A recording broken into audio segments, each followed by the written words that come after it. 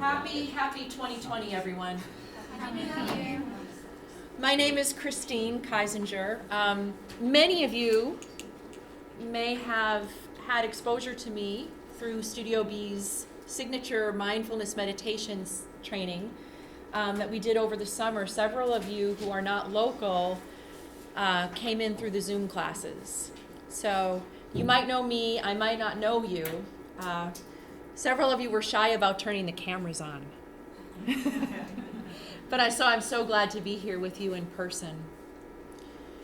Today is part one of a 3-part training that is very consciously and intentionally titled, Consciously Creating Teams That Thrive. And the thrive piece is really important for a reason that I will reveal in a moment. Why is this training important? You know all of these things. As leaders, as managers of groups and teams right now, you know that we rarely work alone. Unless you're in some sort of profession that necessitates that you work by yourself. In most organizations, people are working together. This is very difficult to convey to university students, by the way. I have a very long history as a professor, and whenever I would put my students into groups and teams, they would panic. Does anyone know why we panic? Do you remember being in a panic when you were put into a group or team? I know I did. I could count another person, and nobody could count on me. That's right. I always knew that I could count on myself, so I would take on a lot of the work. It was very difficult for me to let go of control, but in the groups and teams that really worked well, I learned that what we could create together and do together was exponentially larger than what I could do by myself. But the nature of organizational life now is that a lot of our work is done in groups and teams. We increase productivity and possibility when we work in groups and teams. We enhance creativity exponentially when we work in groups and teams. By the way, this is supported by data. I believe that your capacity to navigate team life well is a superpower. So few of us, unless you're in a training like this, so few of us ever receive training in how to lead a group or a team. So few of us receive training in how to be part of a group or team. The very first group you were part of was your family. And that is where you learned many of the dynamics that you presently bring into group and team life, and know that for group and team members that you manage that are acting poorly, that often what they bring to your team life and team dynamic, they're bringing from years and years and years of experience, mostly rooted in their family. So as I'm going through this material, especially next time, I want you to think about, how did I learn my role in the groups and teams that I find myself in my professional life, perhaps in my childhood? Okay, so just keep that in the back of your mind. Anyway, anyone who is able to navigate group and team life well, consider it. If that's you, consider it a superpower, because not many can do it. I love to use this image. This is the image of the wilted basil plant. This plagues me all summer long. This is what I know about growing basil. Basil will wilt quickly, right? You can bring it back to life with what?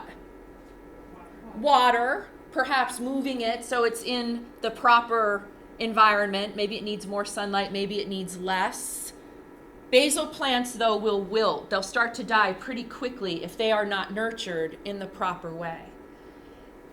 This image pretty accurately conveys how many people feel when they're showing up to their group or team. In many organizations, people will bring me in because they will say, we feel like we're just surviving our team life.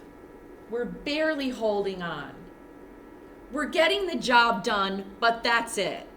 We are not going beyond expectations. We are not surpassing expectations. We're slogging along. We want to thrive.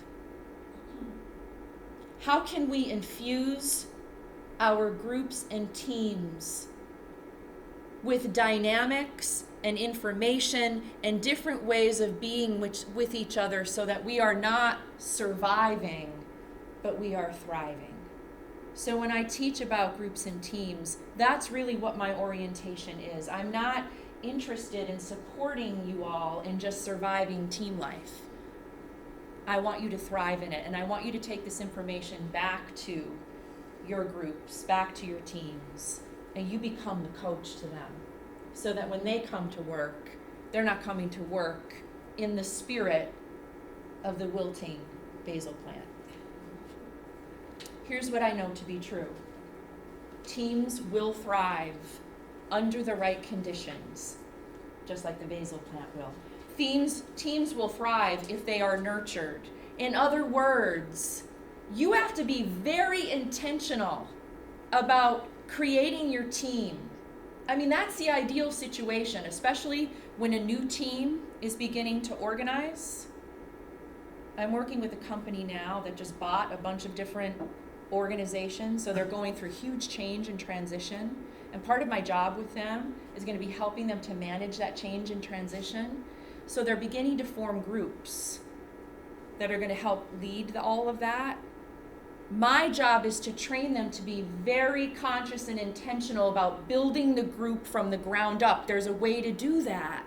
But most of us don't know that. We just come to work and we find ourselves in a group or team. And there's been no focus placed on how are we going to evolve this.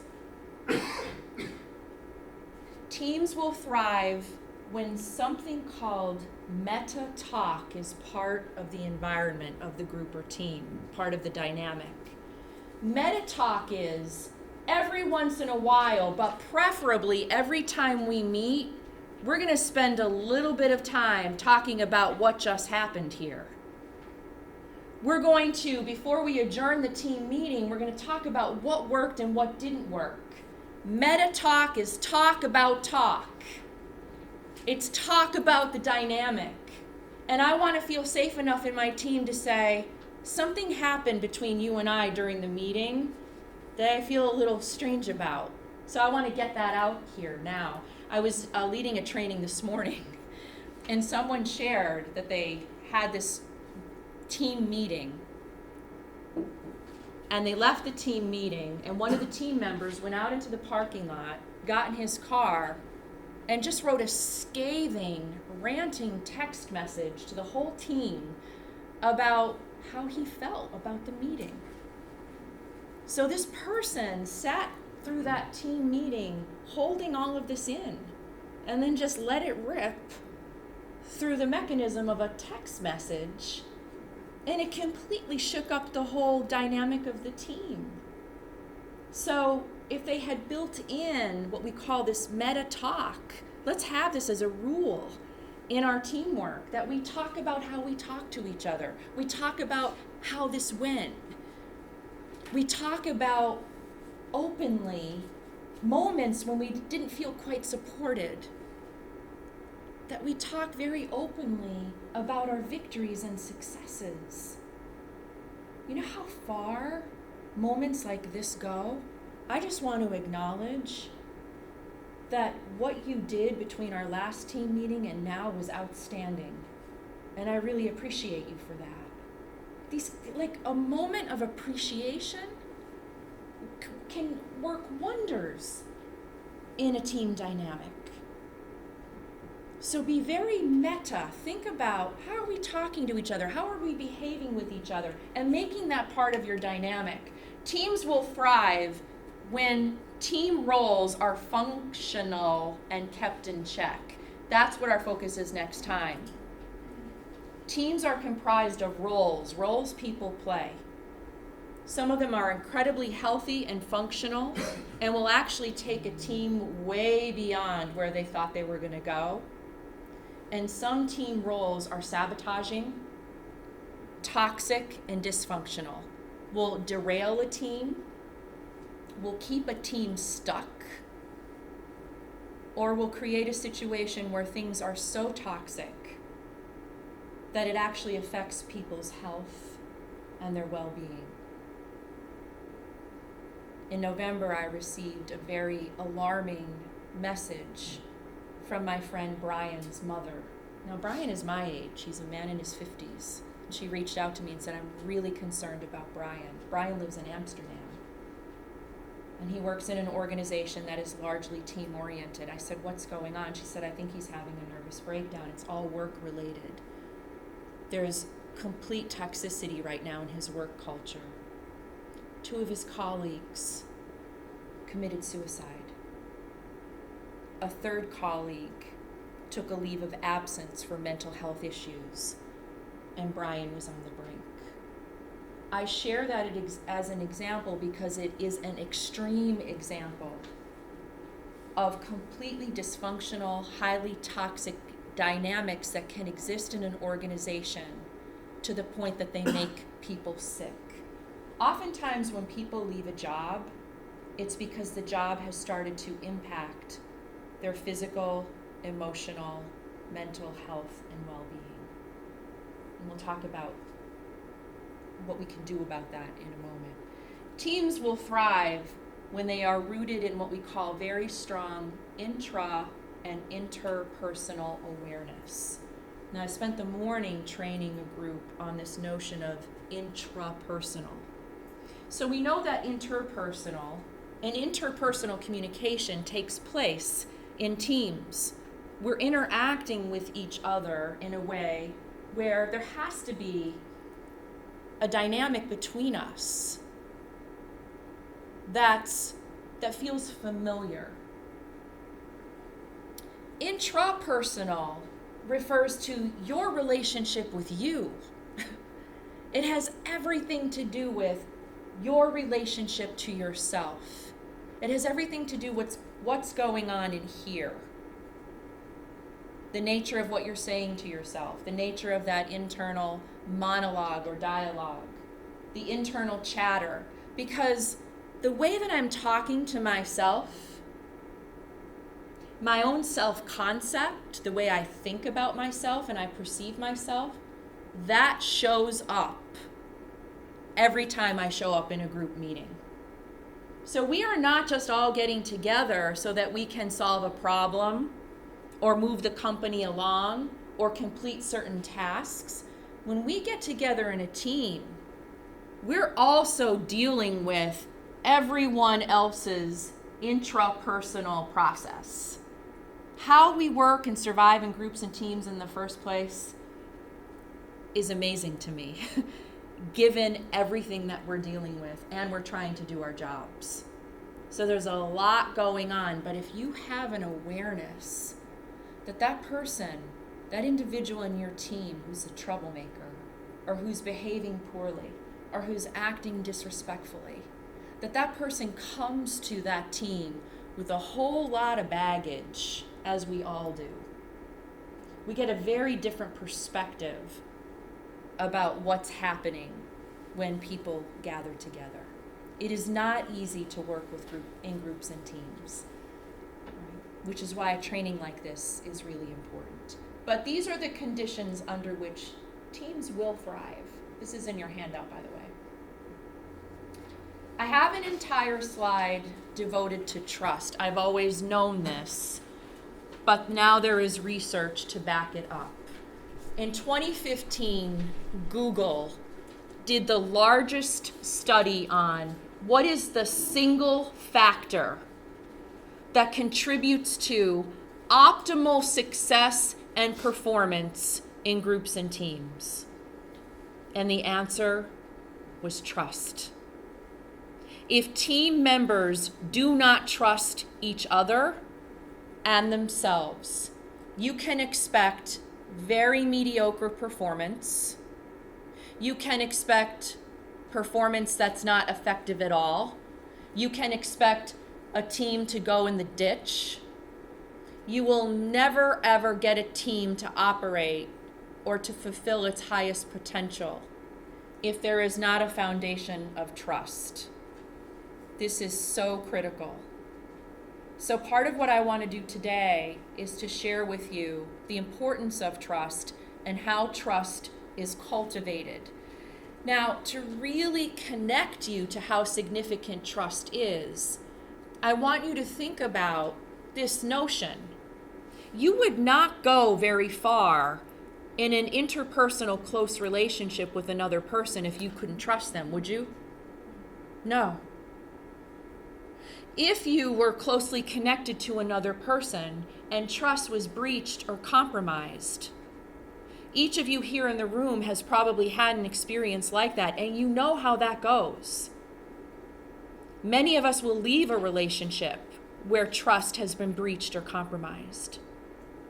So the same is true inside of a group or team. If I don't feel like I can trust you all, you are going to get minimal effort from me. You will never get from me the best of what I can offer if I don't feel like my group or team is a safe place where I can be. Or if I feel like generally I just can't trust you or several members of the group or team. It is that important. That said, and I know that your groups and teams are already established, and some of them may have been established now for a long time. That doesn't mean that you missed the boat on trust. But for those of you who might be cultivating new teams, or maybe taking your current teams and breaking them into smaller teams, whatever it is that you're doing, as leaders of teams, I want you to know that all teams should intentionally be built on a foundation of trust. When trust is breached at any time during the lifespan of a team, it has to be addressed immediately and with a great deal of seriousness. In other words, can you create a team climate where you go back to your teams and you talk to them, hey, one of the latest studies on what makes for optimal success in teams is trust. Let's talk a little bit about that. If you openly talk about, do we trust each other? What do we need to do to change that? It's got to be addressed, and it's got to be addressed very seriously. Otherwise, it goes under the carpet. And again, if any of you have teams that are just kind of slogging along, they look like the wilting plant, or they're totally dysfunctional, you might want to just take yourself back to a vision of that one slide and ask, wow, in the life of this team, was there somewhere along the lines where trust was breached or compromised within the team or between certain team members? Again, a team will never reach its full potential absent trust. So it is that important. When it's not present, please know that creativity, innovation, effective problem solving are close to impossible. So here's what we know about creativity and innovation. Every single person in this room and all the people that you work with have a very high propensity and possibility for creativity. For most of us, it's just been squelched, or opportunities have been pushed to the side. Does anyone know when our own creative urge starts to kind of get diminished? What grade? Can you guess? Is there a certain time in your life as a child where creativity starts to wane because it's no longer nurtured within you? Much younger, actually. Third grade. Yeah. Third grade. Think about that, especially those of you, if you have kids, you might want to think about, wow, I don't get those little creative projects anymore coming home. Things start to get real serious in third grade. But we are all born hardwired for creativity. It's whether it's nurtured or not that becomes the question. So if we want to be part of an organization that's moving forward in a big way, we've got to have opportunities for our own creativity to be expressed, because innovation is never possible if creativity isn't present. You can be creative all day long. Innovation is taking creativity and making something of it that did not exist before. So companies, corporations that actually innovate encourage the presence of creativity. But trust me, that's not going to happen if there's not trust in the group or the team. And you never ever want to limit the possibilities for creativity, innovation, and really out of the box problem solving. Teams function well when the notion of trust is very transparent. Like, this is important for all of us. And that it's openly talked about at that, what level? Do you remember that word? Meta. That meta level. Let's talk about how we talk. Let's talk about trust.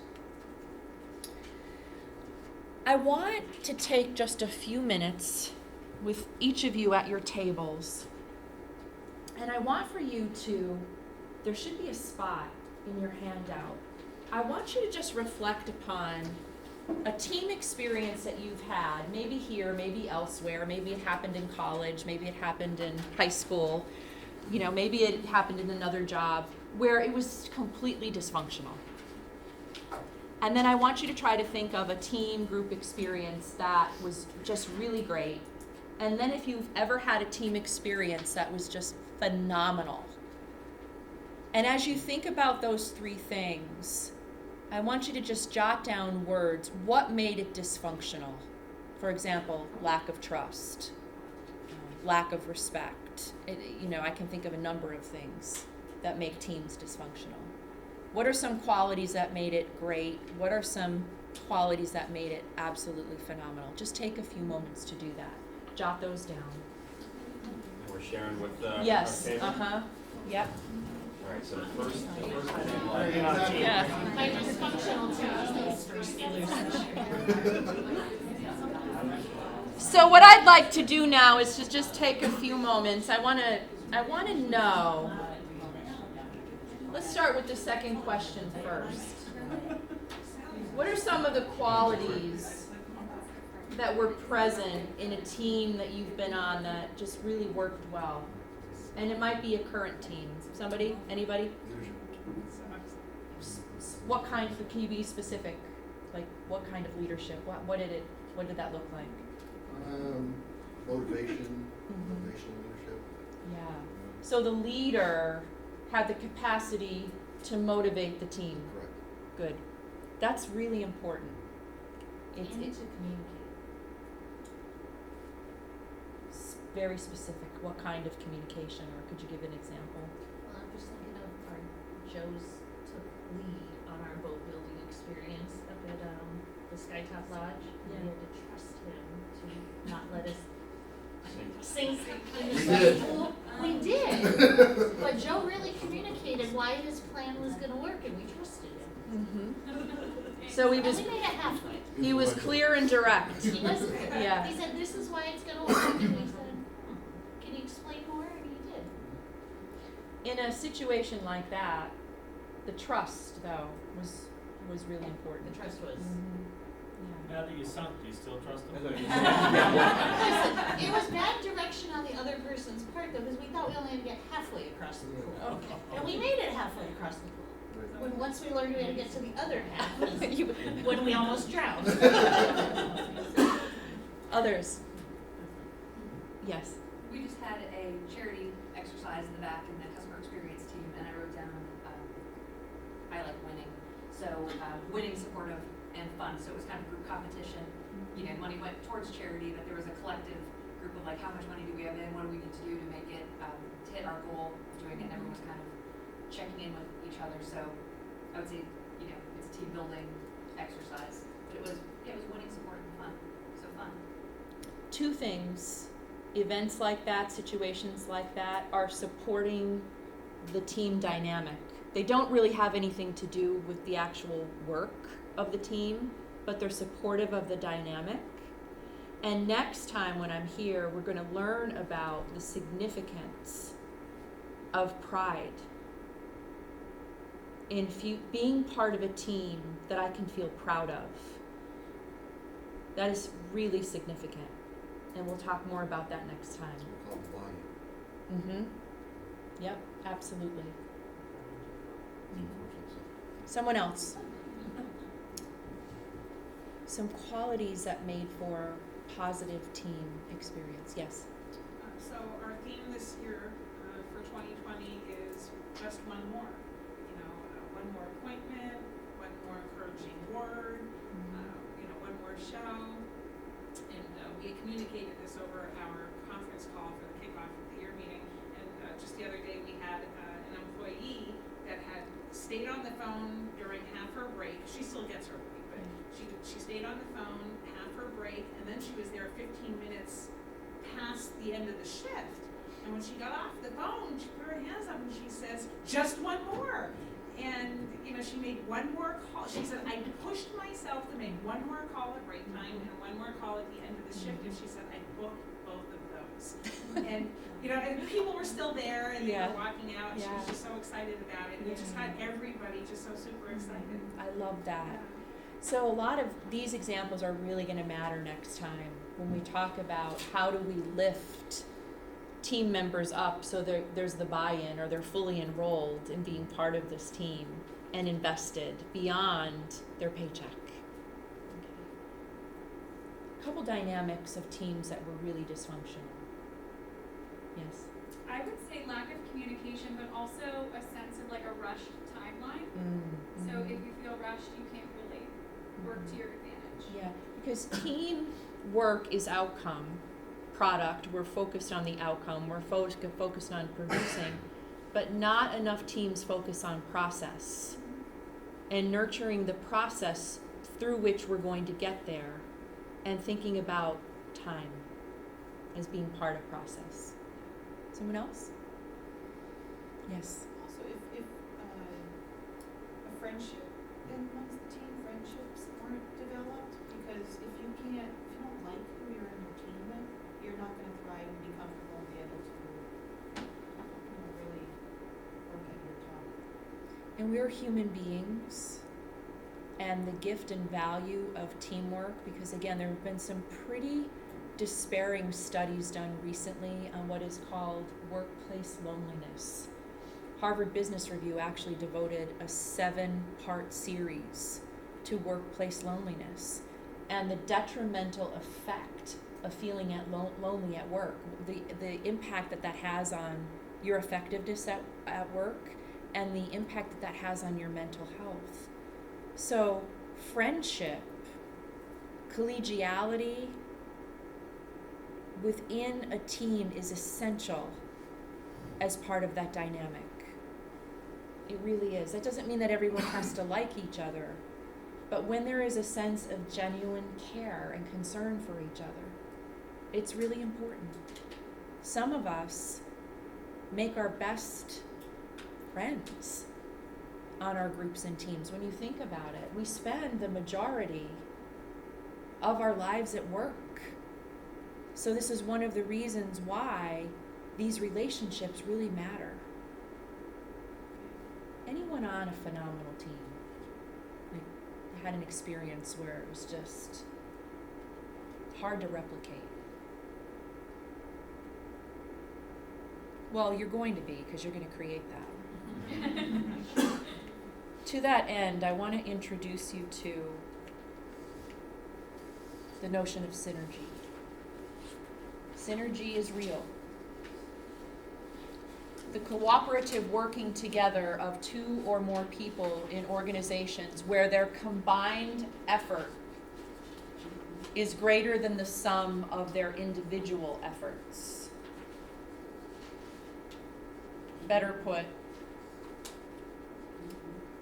synergy is a rare, nearly alchemical experience that occurs. It's like an alchemy that occurs when team members relate in ways that really honor the understanding that we are stronger together than we would be working alone.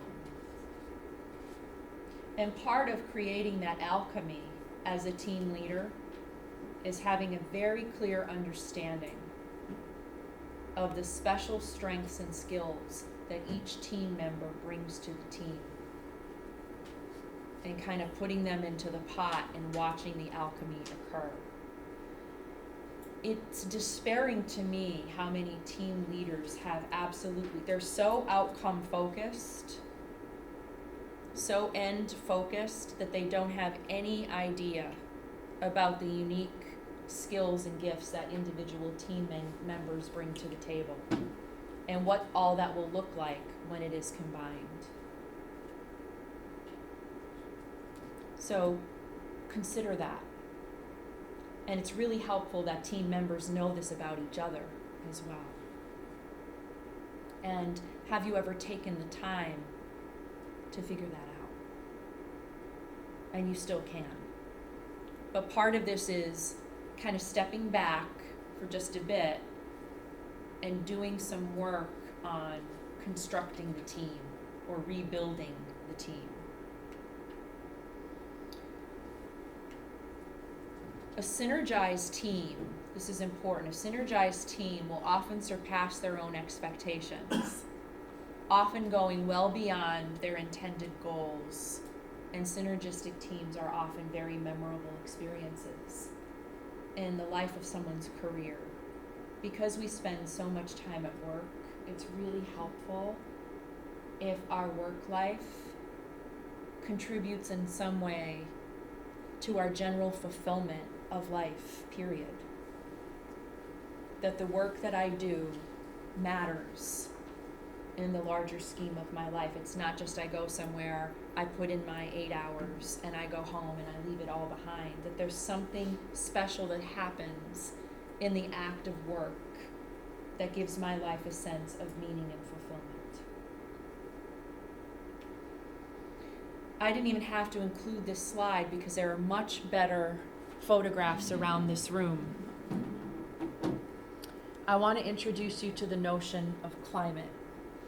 So these photos around the room, when you look at these, if you could choose right now, if I said to you, you can go and work in any one of these environments. I want you to choose the environment that would best support your best work. What would it be? And with more than one chair. Yeah. What's wrong with, you should only have one chair, this way you don't need the rest of the team sitting next to you. We want the rest of the team sitting with us. I want you to think about the word climate, and the reason that I use this image, which I'm going to replace in the future, is because most people are drawn to an atmosphere like this. You know, if they knew that they could take their laptop or do whatever they needed to do and knew that this was going to be a climate that best resonated with them. We feel good in climates that best resonate with who we are. I grew up here in the Wyoming Valley. I left when I was 22. I was gone 30 years.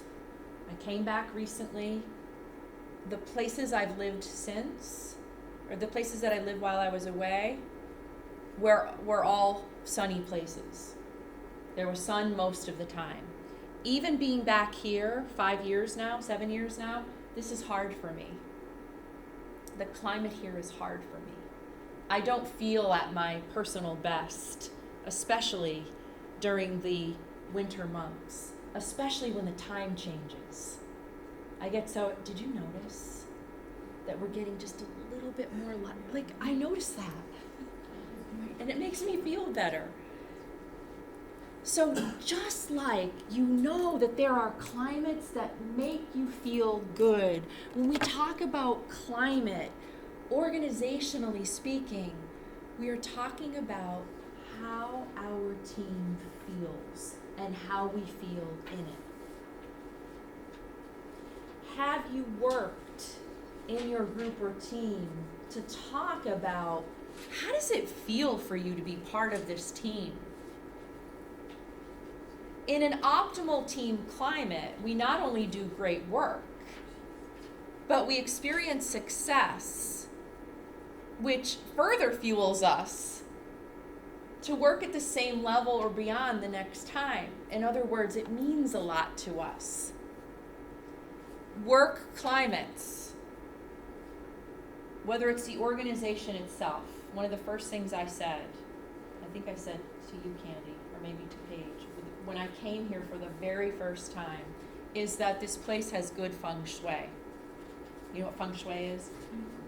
Right? It says this Asian principle that refers to how a space feels.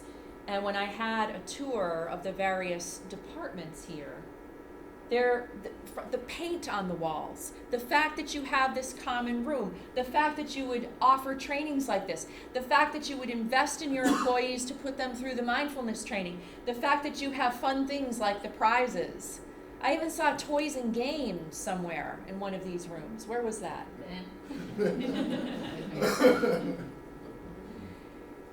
You might not know it, but you are contributing to the overall sense of climate here. Now, cultural climates of an organization tend to be really supportive, really dysfunctional, or just somewhat neutral. I do some training work at a local engineering firm, and things are like very serious there. I can walk into an organization and know right off the bat, ooh, you know, things are kind of serious here, right? I can feel it. I'm feeling the climate. And they recently did a huge renovation of their space, and the space feels so much better. But part of the reason they did the renovation of the space is that they want the engineers to begin communicating with each other. And one of the decisions that they made is that all of the offices, all of the doors to the office, all the walls or the office are glass. So you can see each other. There's this awesome common space. They totally changed these things matter. So it doesn't just, yes? I just wanted to point out that we struggled a little bit in the past with our IT department, and they took the door off of their IT room. I thought that was like the greatest thing since sliced bread. And it was just so welcoming to walk by. There's no door. Yeah, You yeah. know, like if you need us, here we are. And I just thought that was wonderful. Yeah, it makes a difference, and it contributes to this notion of climate. I was also doing some work for a part of the county. I'm not going to say which part of the county, but they have their own building, and I walked into the building, and it felt like a prison. Like, again, I knew right away, and you had to go through metal detectors for a reason. No, it's not the prison. But I said to myself, oh, wow, okay, right away, I know why they brought me here. Because this atmosphere, which they really can't do a whole lot about, is affecting morale and is affecting retention. And I was so excited to meet the new director, who is really savvy about all of this. And although she can't change the paint color on the wall, her interpersonal way is phenomenal.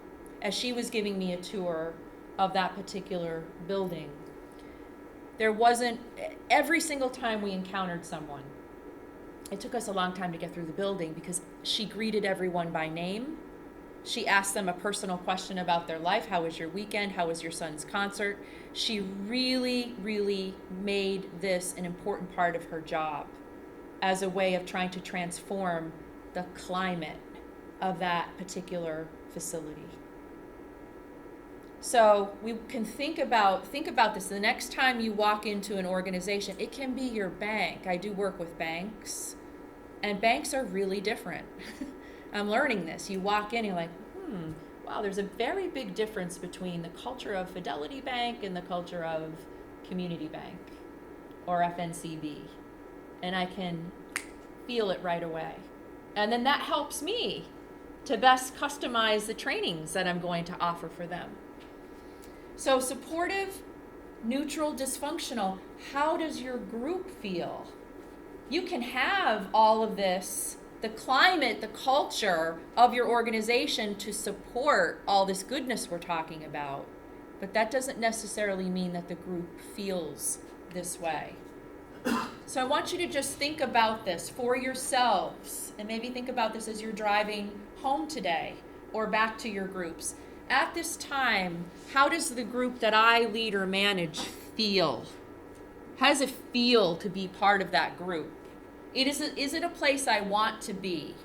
Do I get a sense that it's a place these people want to be, that I'm leading? Is this group such that we can do our best work? And if not, what do we need to change?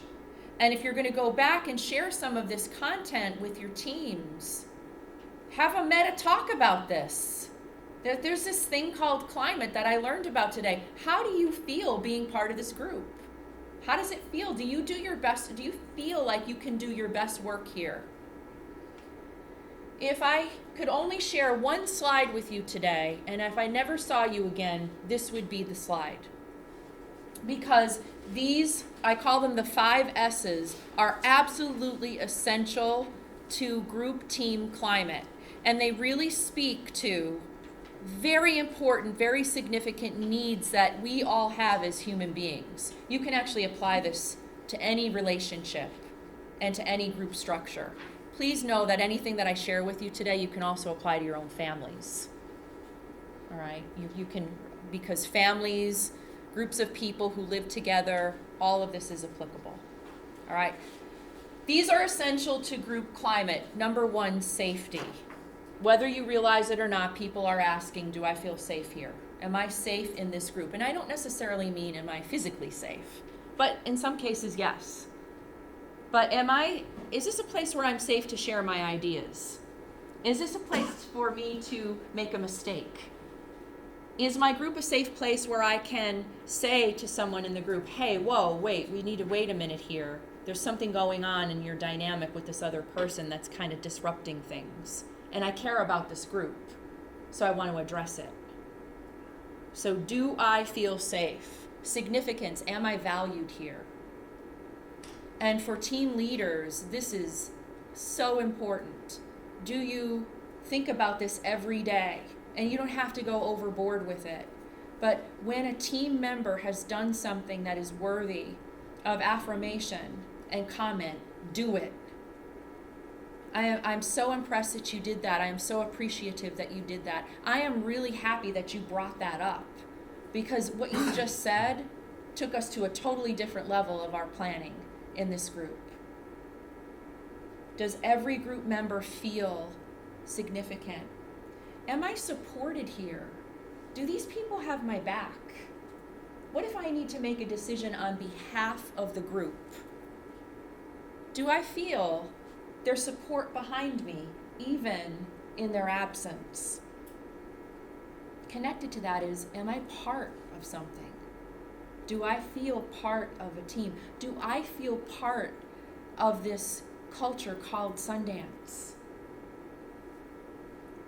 And can I succeed here? This is an interesting one. People will leave jobs. Recent studies have indicated that people will leave jobs when they don't feel like they can succeed, or they don't have evidence that they are succeeding. This is why, at the minimum, a quarterly evaluation is called for, as opposed to a yearly. Many organizations will do a 1 year, and so people are left wondering, am I succeeding here? A quarterly evaluation, at the minimum. That you should not wait any longer than that. And they don't have to be long or drawn out. Think about this, though, in the context of your own life as human beings. I don't care if you're 3 years old or 95 years old. All of these things matter to you. Every human being wants to feel safe. They want to feel valued. They want to feel supported. They want to feel that they're part of something. And they want to feel like they're in situations where they can succeed. If you can have the 5 S's present in your group or team, you're creating a climate of work that people are going to want to be in. Does that make sense? Game-changing questions related to the 5 S's. Okay, if the 5 S's are true, as the leader, as the manager of this team, how is safety established in my group? How is it communicated about? How is it maintained? When I see you next time and we talk about group roles that sabotage and derail and contribute to group functionality, these are roles that are associated with behaviors that often will make group members not feel safe. Ways of communicating. Certain people can communicate in ways that make others feel not safe. And it goes back to trust. If I can't trust you because I don't feel safe, you're not going to get a lot from me, and I might leave. It's that important. How do we as a group convey significance? And this isn't just on the shoulders of the team leader. The 5 S's, if you have teams, I think you shared with me you have about 20 people on your team. That's a lot. That is a lot to manage. It would be rather transformational if you introduced them to the 5 S's. And they started thinking about the team and each other in this way. How do I, as a member of this team, help others feel significant? So it's not just on your shoulders that you have to be the one to make others feel significant. How do we communicate support to each other? If I'm part of a group or team, I want to know that if I'm about to drop the ball on something, if I'm fumbling, if I'm stumbling, that I can call one of you. That I don't have to feel ashamed about that. That whatever it is that I'm going through, and maybe it's something going on in my home life, and I don't have to even be specific about it, but you know what, I'm struggling a little bit here. I just need you to know, because my struggling impacts the whole team. And our personal lives are always present in our work lives. But we need to feel ideally supported by teams, our team members, by our dynamic.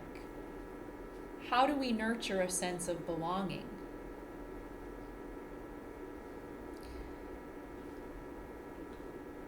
When a human being's need to belong gets threatened, this is when we have people who begin to act like animals in team life, like primitive animals.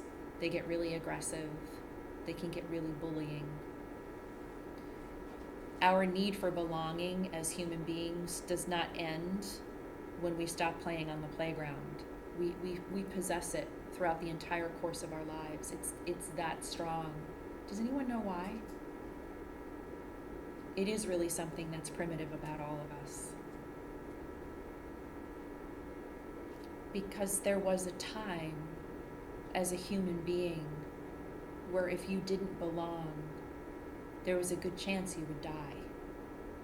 And this goes back to that reptilian brain of ours that we all have in the amygdala, the oldest part of the human brain. And it gets triggered whenever we wonder, do I really fit in here? Do I really belong? Again, you can be 6 years of age, 86 years of age. It's part of who we are because it is essential to our survival. And there's a part of us that knows that and remembers that. How do we create a climate on our team, and this really does kind of fall on the shoulders of the team leader, where success is achieved, it's acknowledged, it's felt, and it's celebrated. And that's really important. And it's not about celebrating the end outcome, it's also about celebrating the little victories along the way. And this doesn't mean you're having parties all the time.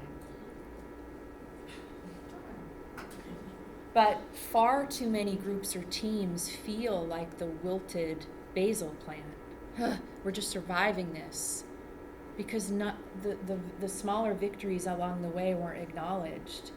So it really feels like an exhausting marathon. And these small achievements along the way, we just sort of like, oh, we'll celebrate that later. We'll get to that later. No. Think about this. How do we infuse our team dynamic with the notion of celebration? So I can't emphasize this enough, and this is in your handout. Safety, significance, support, solidarity, am I part of, and success. Next time we come together, we're going to move into those healthy, functional team roles. I call them roles that support a really strong, positive team climate, going back to climate, and then a host of roles that cause storms. In some cases, complete, utter devastation and disaster. And what you're going to find in these roles, because they're all named, I'm going to go through the roles, you're going to be able to, people's faces will come and you're like, oh, that's that person. And what's really interesting about it is knowing, because we'll start with the positive roles first, is you'll be able to see yourself in so many. You're like, oh, I do all of those things, right? And then you get to the roles that create storms. And we've all played those roles as well. We're going to talk about how important it is that you choose your role, because so many of us find ourselves in these roles, and until you actually know what they are, you're just in them in a really unconscious way. Like, we wander into our groups and teams and we take on our role, but we never really thought about it as a choice. And then my favorite part is we're going to learn the distinction between what is called above and below the line communication, with the stunning realization that about 99% of us operate below the line. And when you learn what above the line communication is, what it looks like, what it feels like, and how to live that, it's an awareness that will really transform not only your abilities as a leader, but every aspect of your relational life. Sound good? So before we depart, in the spirit of being intentional and conscious and mindful, we're going to take a mindful moment. So I'd like for you just to push your chairs a little bit away from your table and just put everything down, your pens, your notebooks. And if you feel comfortable, please close your eyes.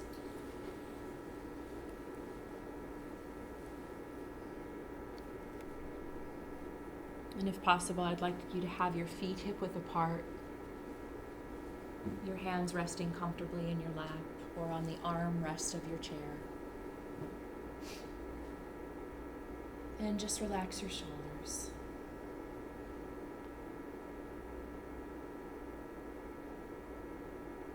And just sit and just know you're sitting.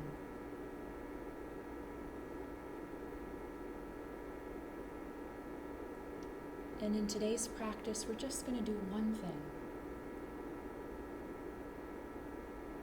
As you're breathing, I'd like for you to make your exhalation just a little bit longer than your inhalation.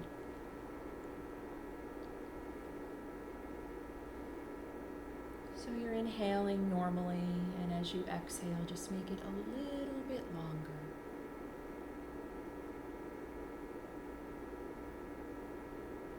And maybe as you exhale and it's a little bit longer, you just feel everything starting to relax.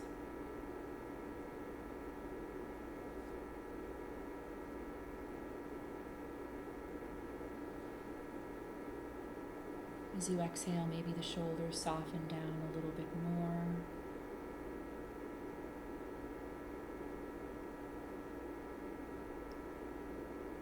As you extend that exhalation, you might notice the mind starting to quiet.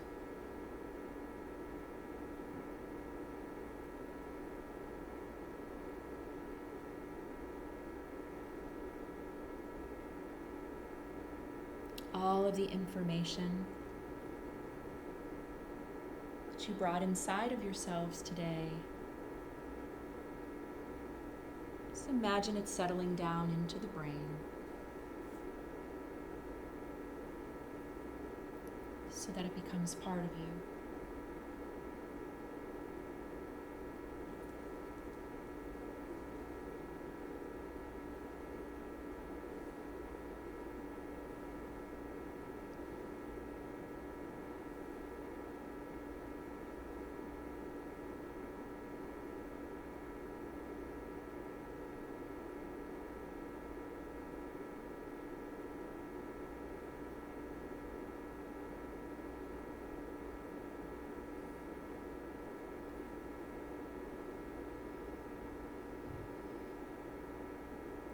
And whenever you're ready, I want you to open your eyes, but keep your gaze very soft. And just look in my direction. And if you would, I want you to take these 3 fingers and just press them together. And just let them rest comfortably on your lap. And just press them together really strong. When we bring the fingers together like this, it's a way of sealing in the information. It's a wonderful way to increase and enhance the workings of your own memory. If there's something you heard here today that you forget, take a moment, bring the fingers back into this position. Just breathe quietly and see if it comes back up again.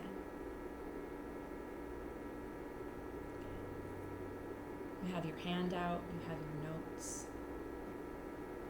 But this is a really great way to just seal in what you took in. Also knowing that what you most need will stay with you, and you can leave the rest behind. Take a deep breath in. Exhale and let go.